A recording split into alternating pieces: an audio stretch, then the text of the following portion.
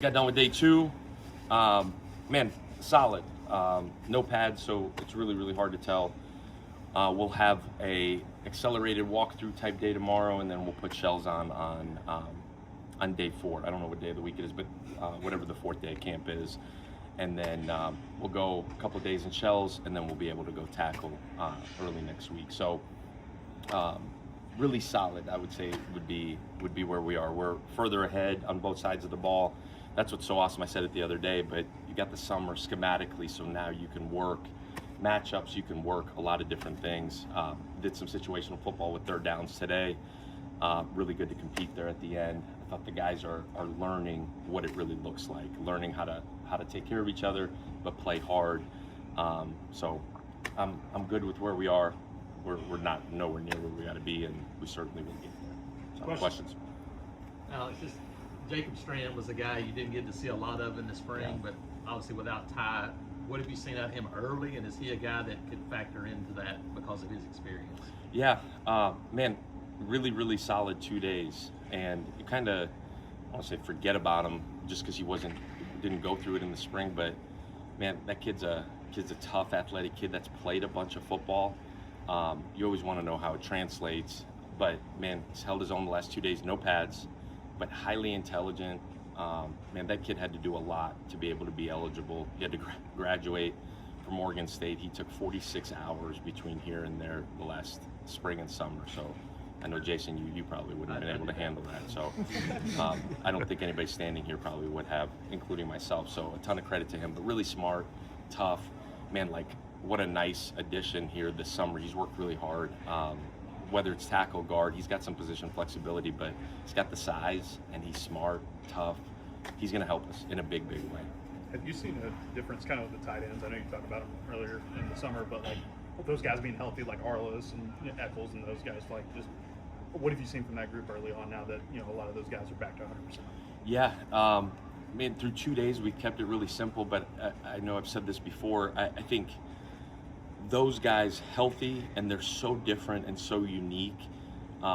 They're what gives us the multiplicity on offense that I think will allow us to take a huge step. Like we just haven't had that the last couple of years. So we're going to continue to knock on wood that they stay healthy. They're such unique skill sets, and they're so different. Like, I get a little bit giddy thinking about how many different things you can do with those guys between packages and then what they can do for you on third down in the red zone. They're so different. You got some veteranness there with Jake and Arliss. You got some youth, even though Jonathan Eccles has played a ton of football. He's still young. He has never gone through a spring, which is unique. So we're force feeding him. We're making him go be really physical, and he's answered the bell. He's always kind of answered the bell. And then you got this Newsome character who is like this big pot of clay that you can mold however you want. I'm really excited about him. Hunter is fascinating. He's a quarterback that's punted, that's played some receiver, that we're making into a tight end hybrid type guy. He's another kid that's really smart that you could do a ton with. So I think if that group can stay healthy, it'll allow us to be really uniquely different on offense, which gets me excited. Coach, I think we're talking to Cody Singler today. Just what type of impact player can he be? What do you want to see from him out of this fall camp?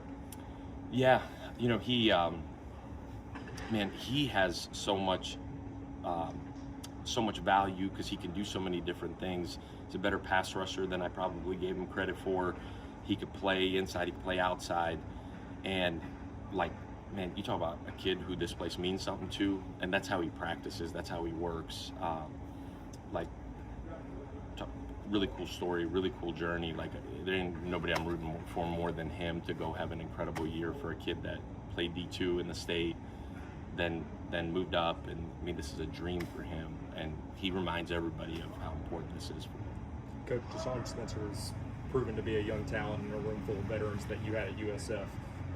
What is it like to have that kind of young talent on the team, and what do you think he can provide to this receiving corps that maybe the others don't? Yeah, you say veteran group. In some ways, I feel like it's a really young group. You got a handful of guys that have played a ton of football, but it's still a young group. You get past Keyshawn and Chaz, it's a young group. It's an energetic, talented group, but it's young, and he man, I said this in the spring. You saw it in the spring game. He's mature beyond his years in the sense of football intelligence. Like you know, he comes from a really good program. He's been coached really hard. All he's done is win, and then it translates really, really quickly because he's come in. He's worked incredibly hard.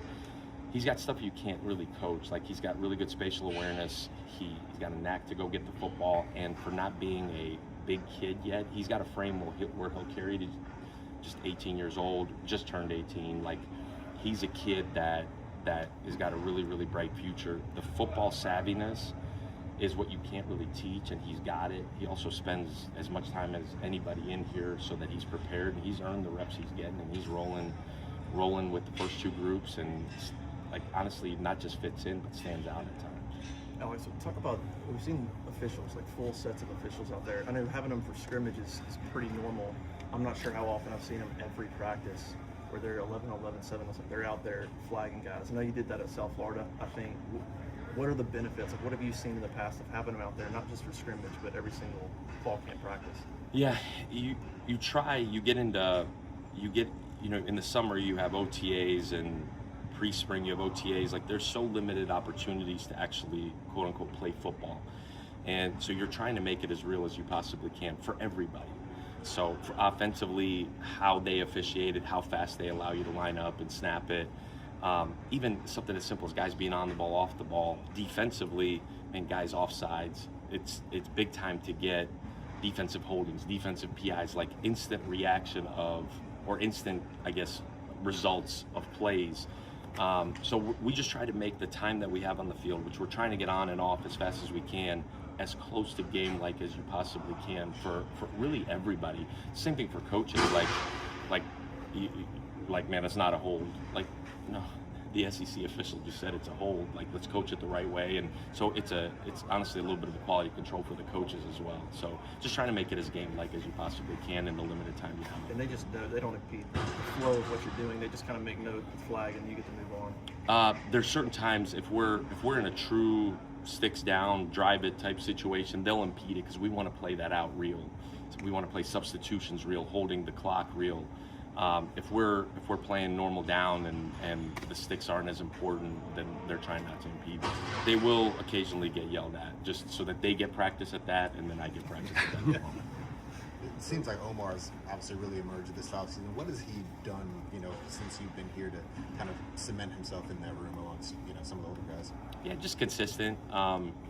That's like when you're in a battle like he is, and there's certain spots where there's really, really good competition, you're looking for consistency. You're looking for the same guy every day. And it's a huge piece of what we talk about daily is, can you be the same person every day? Obviously you want to improve as a player, but like there's nothing worse as a coach than a super, super talented guy that sometimes is high, sometimes is low. You have no idea what you're going to get. And he is the definition of, what you're going to get every single day. Like, works, it's consistent, the ball security is consistent, the way he catches the ball is consistent, his vision's consistent, it just works. You almost like lose him sometimes because he doesn't say a whole lot, but he works. And he's grown as he's gotten more and more confident, and some really cool leadership ability to him.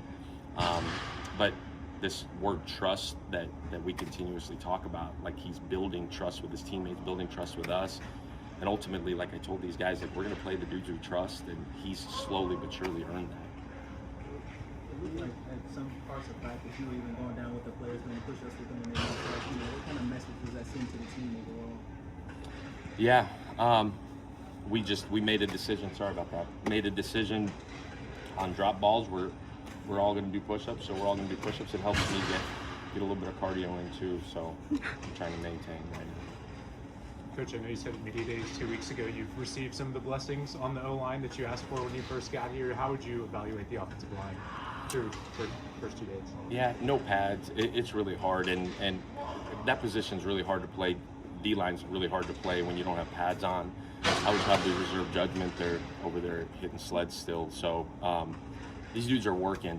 There's some really good competition in there as well, which is helping.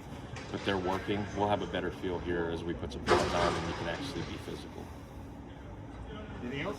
You had just mentioned trust a moment ago, and in regards to that question with the push-ups, just stuff like that, little things. I know it's very early, but how have you seen that continue to grow, take a step each day, and these guys trusting you, trusting each other? Yeah, I think it takes time. It takes situations to happen. I think how you respond to situations builds trust more than probably anything else.